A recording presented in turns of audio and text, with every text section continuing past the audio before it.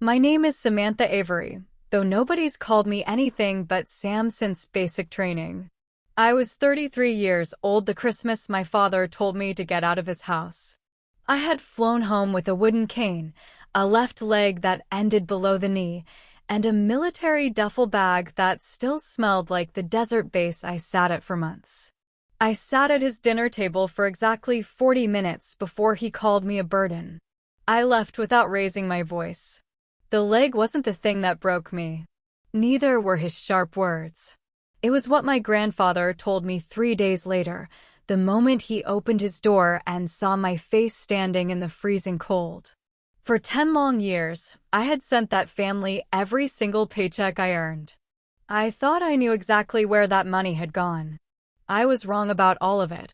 The truth was waiting for me at the end of a long bus ride into the Oregon hills.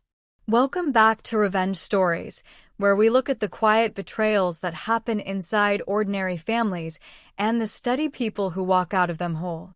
If a story like this has ever been yours, drop a comment, subscribe, and stay with me until the very end, because the part you came for happens late, and it is worth every second. The house in Salem still smelled like cinnamon and floor polish, the way it had when I was 10 years old. My mother, Carol, took my winter coat without quite looking me in the eyes. My sister, Heather, had set out the good porcelain plates, the ones with the gold rims that only came out twice a year. I had brought gifts I couldn't really afford, a silk scarf for my mother, a die-cast model truck for Heather's son, a bottle of decent wine. It's an old habit. When you've spent your whole life being the one who shows up carrying everyone else's weight, you forget how to walk through a door empty-handed. I leaned my cane against the wall where nobody would trip on it and lowered myself slowly into a chair. My leg ached from the flight, a deep, phantom throbbing. "You just sit," Heather said, her voice dripping with artificial sweetness. "We'll bring things to you." She said it the way you'd talk to a broken vase. It landed like a medical diagnosis. My younger brother, Mark, passed the bread rolls and kept his eyes strictly on his plate. 28 years old, and he was still flinching at his own father's heavy silence. For 40 minutes, we talked about nothing. We talked about the local weather, the new highway bypass, and Heather's expensive kitchen remodel, the quartz countertops, the farmhouse sink. Nobody asked about Kandahar. Nobody asked about the blast. Nobody asked about the leg. That was fine, because I hadn't come home for sympathy. But nobody mentioned the 10 years of paychecks either. 10 years of wiring almost everything I earned into the family joint account. Money my father swore was the only thing keeping his own father's beef farm out of foreclosure. I kept waiting for that subject to surface, the way you wait by a door you've already heard unlock. "So, how long are you planning to stay?" my mother asked halfway through the dinner. It wasn't a welcome, it was a clock, and it had just started ticking. I told her I hadn't planned that far ahead. My medical discharge had only finalized 3 weeks earlier. I was still learning how my own body worked again, still mapping the mental distance between a chair and a door. My father, Ray Avery, set down his fork. Ray had a way of going quiet that was louder than shouting. 3 weeks out of the service, and already your hand is open, he said, his voice flat. I looked at him, my heart tightening. My hand isn't open, Dad. I came home for Christmas, not for money. And for the record, I've been the one sending the money. That money's spent, he said coldly. On things that mattered. What mattered more than saving Grandpa's farm? I asked, my voice remaining level. The army teaches you how to keep your voice level when the world is blowing up around you. Ray looked at me like I had tracked mud across his clean carpet. You come back broken, you come back broke, and you sit at my table acting like the world owes you a parade. You're a burden, Sam. Get out of my house. Heather studied her wine glass. Mark stared intensely at the tablecloth. My mother folded her napkin into a smaller and smaller square. None of them stood up for me. None of them met my eyes. I stood up, it took me longer than it used to, and I made them watch every single second of it. I picked up my cane, left the expensive gifts on the table, and walked out into the freezing night. The cold outside was clean. It scrubs the inside of your lungs. I stood on the dark sidewalk and did the math. Math is what I do instead of falling apart. I had exactly $61 left in my checking account, a service record, and a body that needed 8 kinds of medical follow-ups. The massive savings I should have had, the financial cushion 10 years of deployment paychecks should have built, simply did not exist. I had given it all away, one wire transfer at a time, believing every word my father had told me. There was exactly one place left that had ever felt like solid ground under my feet, my grandfather's place. I caught the late bus out of the downtown station, a regional line that loops south through the valley toward the small towns nobody's ever heard of. 60 miles of dark fields and distant Christmas lights strung on old barns. I pressed my forehead against the cold window glass and let the engine noise drown out the ringing behind my eyes. I hadn't spoken to my grandfather, Walt, in years. My father had always been the middleman, relaying the grim news. Grandpa's slowing down. Grandpa needs the money. Grandpa's having a brutal winter. I had believed it all. I thought I was riding through the dark to help an old man hold onto a failing legacy. I didn't know yet that I had it completely backward. I didn't know the old man thought I had forgotten he was even alive. The bus dropped me off at a lonely gas station 2 miles from the farm. I walked the rest of the way on a gravel county road with no shoulder, my wooden cane finding the frozen ruts in the dark. Walt's place sat at the end of a long drive, a low, weathered farmhouse with a sagging front porch. And behind it, long, neat rows of white wooden boxes. The beehives. In December, the hives sit silent. The bees are balled up inside in a tight cluster, vibrating their wings to keep their queen warm. But the smell was the thing that hit me first, with smoke and something sweeter underneath, wax, propolis, and old honey. It was the smell that had soaked into every board of that property for 50 years. Suddenly, a low, even hum vibrated from the nearest box. For one terrifying second, my hypervigilant brain rewrote the sound. The hum became the ringing in my ears right after the pressure plate went off in Kandahar. My hand flew up automatically to protect my neck before I caught myself. I stood in the dark, breathing in the wood smoke, until the sound was just bees again. The porch light clicked on. The heavy wooden door opened. Walt Avery filled the frame. He was smaller than I remembered, his hair entirely gray, wearing a flannel shirt with reading glasses pushed up on his forehead. He looked at the cane, the missing leg, the duffel bag. I braced myself for pity. I had experienced a tank full of pity at the VA, and I was entirely done with it. What I got from Walt instead was deep, utter confusion. "Sam," he said, his voice cracking. "Girl, what in God's name are you doing way out here?" I told him the absolute truth right there in the doorway, because I didn't have the emotional strength to dress it up. "Dad threw me out. I've got nowhere else to go. I came to help you save the farm." Walt stepped back to let me in. The kitchen was warm and ordinary, a kettle whistling on the stove, a crossword puzzle folded neatly on the table. He sat me down and put a hot mug of coffee in front of me before saying a word. "Help with the farm," he repeated slowly, as if trying to translate a foreign language. "Sam, the farm's not in trouble. It hasn't been in trouble for years." I froze, the mug halfway to my lips. That can't be right. I've been sending money home for it for 10 years. Every deployment. Dad said my money went straight to you for the mortgage, the equipment, the bad seasons. My grandfather's face went completely pale, then terrifyingly still. "What money, Sam?" he asked. It wasn't a question. It was a realization. "I've never received a single cent from your father. I haven't taken a dime from that man in my entire life." The kitchen felt like it tilted. I gripped the edge of the wooden table the way you grip a railing on a moving ship. I told him there had to be a mistake, a bank routing error, something. Walt shook his head slowly. Your daddy told me you'd gone completely no contact. He said the army changed you, said you didn't write, didn't call, didn't want any part of us out here anymore. Every time I asked about you, he said, she stopped writing, Dad. She doesn't want us. I stared at him in horror. I had written to him. I had sent him birthday cards from 3 different continents. I had sent photographs of my unit. I had called a phone number that I now understood had never belonged to him.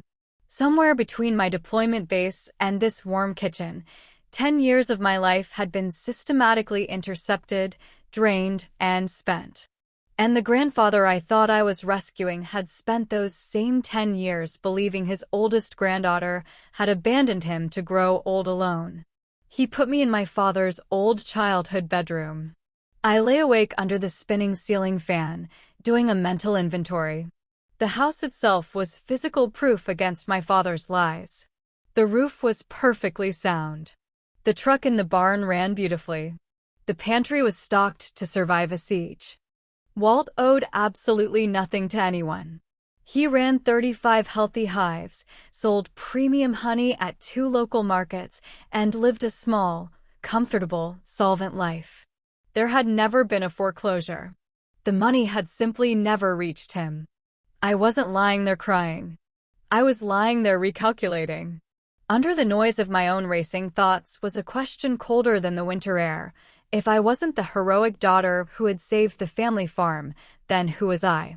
For a decade, my entire identity had been built on a single load-bearing wall. I provide. I am the strong one. Take that away, and I was empty.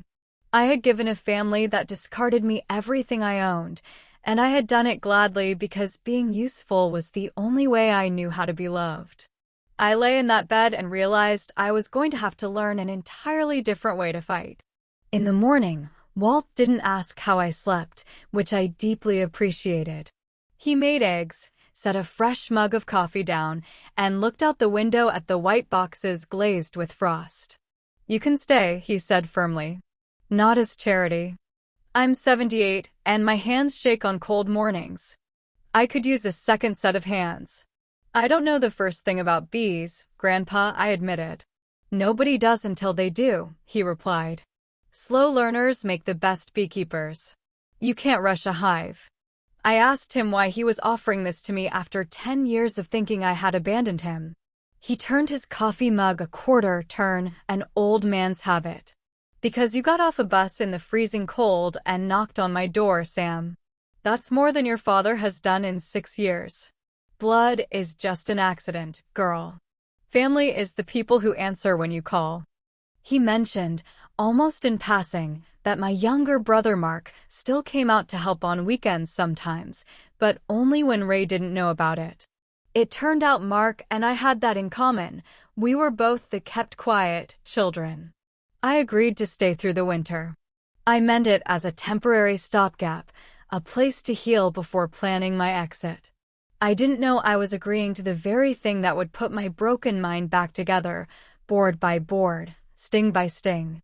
The first severe PTSD episode hit about a week later.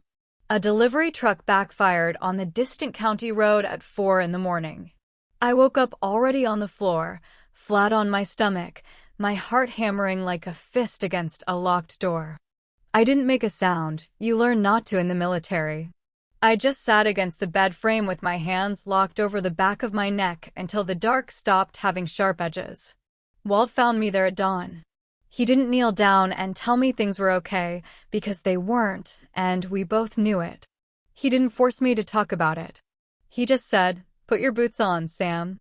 The bees don't care what kind of night you had." I followed him out into the gray, biting cold. He handed me an old, dented tin smoker with a leather bellows and showed me how to light the burlap inside until it breathed thick, pale smoke. Slow, he kept whispering. They read your energy. You come at them jumpy, they get jumpy. We didn't open the hives in that cold. We just stood among them as the smoke curled between us. Then he told me to lay my bare palm flat against the side of a white wooden box. Through the dense wood, I felt it, a massive, deep, unified hum. 40,000 bees, holding the dark together through nothing but the collective heat of their own bodies. I had spent a week hearing that sound as the blast in my head. But standing there, my hand against the wood, I heard it for the first time as the exact opposite of the blast. It was something alive, beautifully organized, surviving the brutal winter on purpose. My breathing slowed down to match the vibration of the hive. Walt watched me out of the corner of his eye and said nothing. It was the first morning in 3 years I felt like I had somewhere useful to put my hands. Winter slowly loosened into a wet Oregon spring, and the hives woke up. There is a profound secret about beekeeping that nobody tells you. You cannot do the work if you're afraid.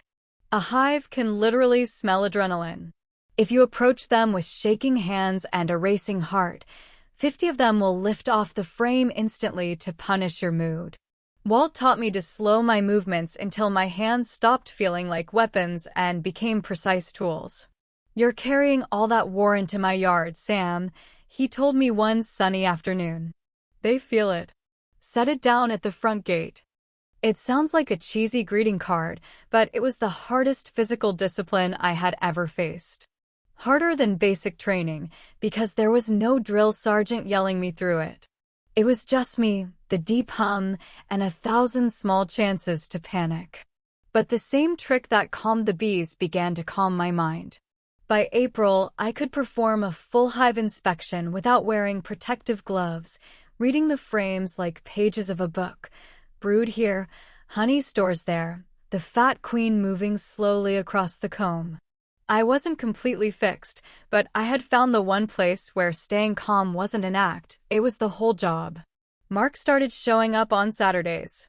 He stood at the edge of the bee yard with his hands shoved deep in his pockets, looking like a kid waiting to be let into a swimming pool.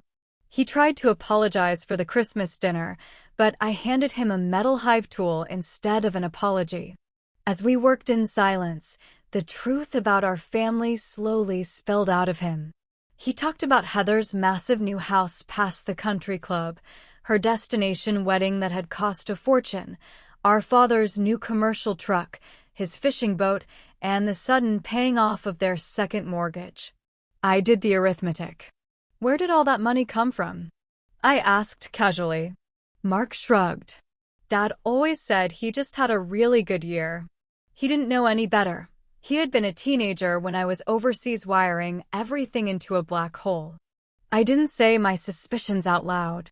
I had a theory shaped like a wrecking ball, and I wasn't going to swing it on a beautiful Saturday afternoon.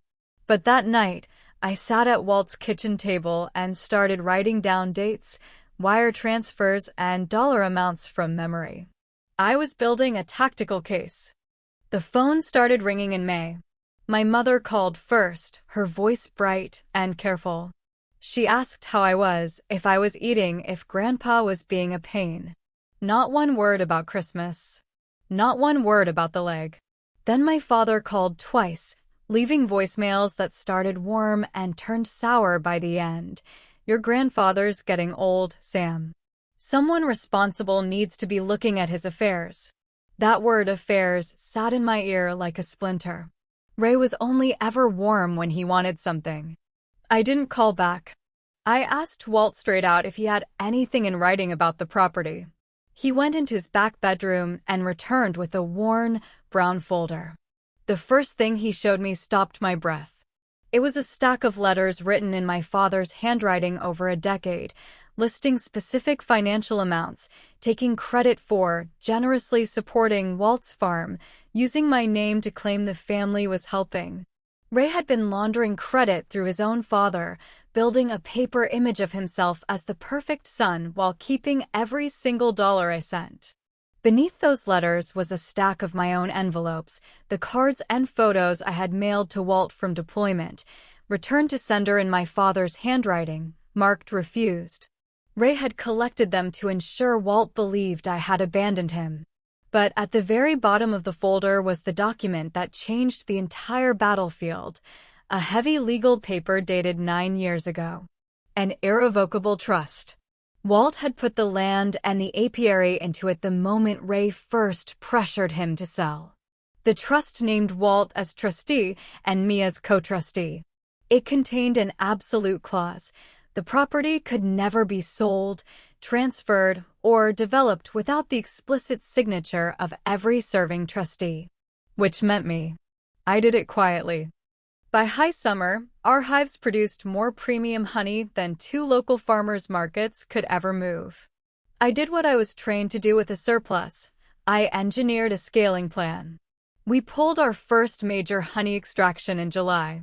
I will never forget the very first jar off the assembly line. The crushed comb, the strained liquid gold holding the afternoon sunlight like something melted out of a cathedral window. Walt's hands shook too much for fine labeling, so he sat at the table and wrote the labels himself in a slow, wobbling pencil for me to trace over later. 2 words, Ruth's Field. Ruth was my grandmother, gone 11 years now, and that clover field had been hers before it belonged to anyone else. Holding that jar, I felt a deep sensation I hadn't felt since before the bomb blast, genuine pride that didn't depend on anyone else's permission. We officially set up an LLC, the 3 of us, me, Walt, and Mark, who finally quit his miserable job at the auto parts store and moved his things into our spare room without asking our father for permission. I utilized a regional military program that helps combat veterans transition into sustainable agriculture.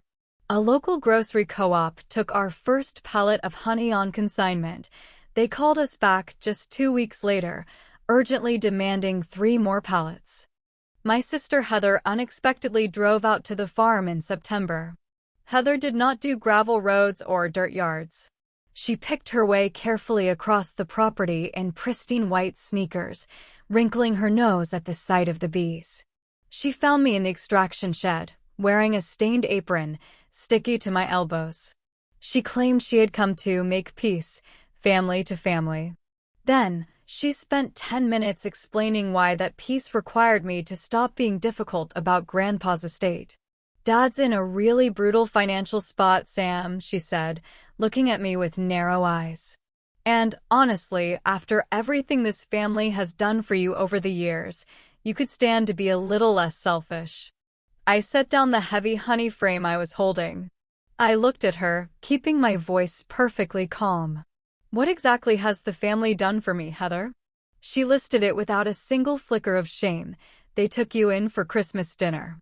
They never made a big deal about your physical situation. And the money over the years? Family money is family money, Sam. It all comes out in the wash. It's not like you had an expensive wedding or a house to spend it on anyway." There it was, laid completely bare in the open. The monstrous assumption. She genuinely believed my hard-earned deployment money belonged to her. She had built a comfortable life on top of a massive lie without ever questioning the foundation. I could have handed her my notebook.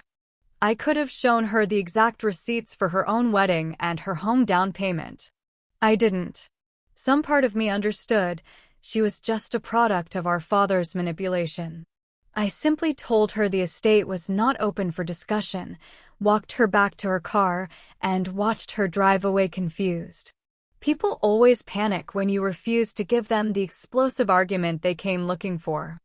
In October, the grocery co-op offered us a guaranteed, year-long contract across 6 major retail stores, our biggest financial order yet. The corporate buyer, Linda, wanted to do a formal contract signing right here at the farm because she loved our veteran-run story. The county newspaper sent a photographer to run a major feature article. We set the event for a beautiful Saturday at the very end of the harvest.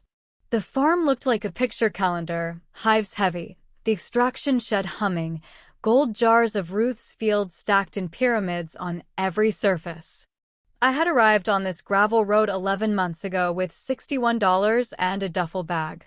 Now I had a thriving business, a loyal brother, a grandfather, and a real reason to get up in the morning. I was sitting at the outdoor table, pen in hand, about to sign the contract, when I heard tires tearing up the gravel drive. It was Ray's car, driving far too fast. He slammed his door open and marched across the yard like a man walking into a bar fight. The fake smile was entirely gone. He had heard about the major contract signing, of course. In his mind, this was the exact moment his retirement ticket was hardening into something that belonged entirely to his wounded daughter. He didn't lower his voice for the crowd. He had never once considered that an audience might not be on his side. "I'm sorry, folks," Ray announced loudly to the yard, performing for the neighbors. "But somebody needs to expose what's really going on out here. My daughter came home from the service mentally unwell. She has serious problems. She moved in on a confused old man, isolated him from his family, and is right now stealing an estate out from under his own son." The neighbors went completely silent. The newspaper photographer lowered his camera. Linda looked at me concerned. I set the pen down on the contract, calm as a Sunday morning. I turned to face my father across the clover fields. I felt the deep, cool steadiness of the Biard settle over me. Slow hands. Low voice. Work the hive. I let him finish his entire rehearsed speech. I did not raise my voice. I did not take a single step toward him. 12 months ago, his words had driven me out into the freezing cold. Now, they just moved through the air around me and vanished. When he finally ran out of air, chest heaving, waiting for me to scream back so he could point and say, "See? She's unstable." I didn't give him the satisfaction. I gave him something infinitely worse. I gave him the unassailable truth on paper. "You're right that there are legal documents, Ray," I said, my voice cutting through the silent yard. "Let's let everyone see them." I walked into the shed and brought out the brown folder, laying the pages down one by one next to the contract pen. I narrated the files for the entire community in a flat, honest voice. "This is an irrevocable trust, dated 9 years ago, drawn up by Grandpa Walt alone, naming me to protect this land. Here is the drafting attorney's letter, confirming Walt was completely clear-eyed and unaccompanied. Here are 2 independent medical evaluations from this month, proving he has 0 cognitive impairment. This land cannot be sold, developed, or stolen. It is protected." I picked up the second stack of papers. "And these are my father's letters to my grandfather, taking credit for supporting this farm. And these are the birthday cards and photos I mailed home from Iraq and Afghanistan, returned unopened in my father's own handwriting so Grandpa would think I abandoned him. The money my father told you I never sent? It totals exactly $191,000 over 10 years. It paid for my sister's luxury wedding. It paid off my father's second mortgage. I funded the comfortable life he is standing here defending. Ray, you stood at your table last Christmas and called me a burden. But the truth is, I was the one carrying all of you." Grandpa Walt stood up from his chair, his old voice ringing clear across the property. "Every single word she said is true. And I have the bank records inside to prove the rest." My father's face cycled through every emotion at once: fury, frantic calculation, and a desperate search for an exit. He didn't apologize. Men like him only apologize when it's useful, and it wasn't useful anymore. He called Walt a senile old fool, called me a liar, and looked around the yard for a single face that believed him. He found nothing but cold, disgusted stares. I didn't gloat. There is no nourishment in satisfaction like that, and the bees had completely cured me of the need for theater. I simply picked up a golden jar of Ruth's Field honey, walked over, and set it gently on the wooden fence rail beside his car door. "Take it," I told him quietly, for his ears alone. "It's the only thing from this farm you are ever going to get. The front gate stays open if you ever want to return as a real father. But the land isn't yours. And neither am I." He looked at the jar, then at me. For one fleeting second, something shifted behind his eyes that might have become shame in a better man. Then he turned, got into his car, left the jar sitting on the rail, and drove down the long gravel drive for the last time. I watched the dust settle. Then I walked back to the table, picked up the black pen, and signed the major co-op contract. Ruth's field went onto the retail shelves by Thanksgiving and sold out completely. The massive lawsuit my father threatened never materialized because our legal counsel sent his attorney the exact same wall of bulletproof paperwork I had shown the yard. There is simply no case to be made when every single fact is already standing in the bright daylight. Blood made the Averys my relatives. But a stubborn old beekeeper who opened his door in the freezing cold, and a younger brother who finally stopped being afraid, that is what made me a family. And they were waiting for me at the end of that long bus ride the entire time. Thank you for listening to this story on Revenge Stories. If this journey reminded you that true justice is built quietly, intentionally, and undeniably, take this as your sign to stand your ground. Hit that subscribe button, drop your thoughts in the comments below, and share this video with someone who needs to know their worth. I will see you in the very next story.